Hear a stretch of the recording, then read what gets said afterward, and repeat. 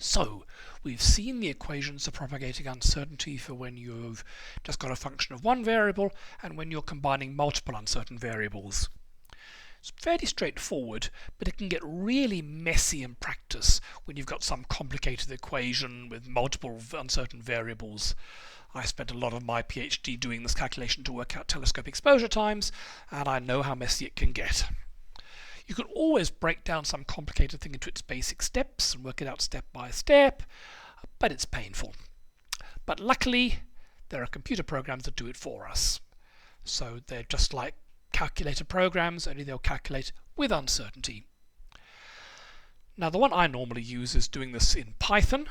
We're going to teach you some Python programming later in the course.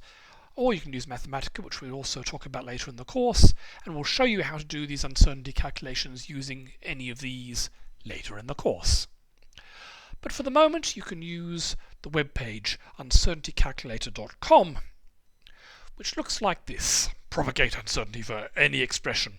And what you do is you just type your calculation in here with a plus minus for the uncertainties.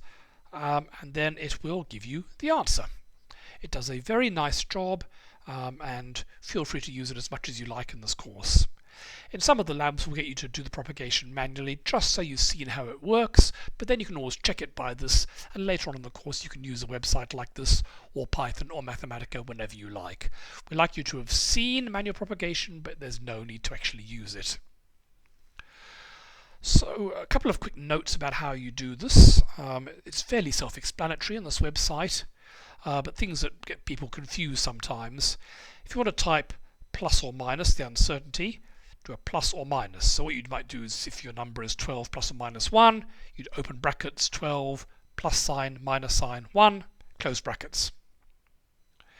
To multiply things together, use a star and not x. It'll treat x as a variable, so the star, which is actually standard in most programming languages for multiplication.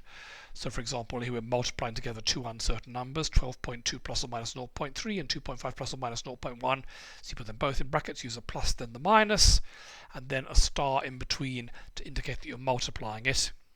And to raise something to a power, use the up caret, so this number with an uncertainty squared, up caret 2 is how you do it.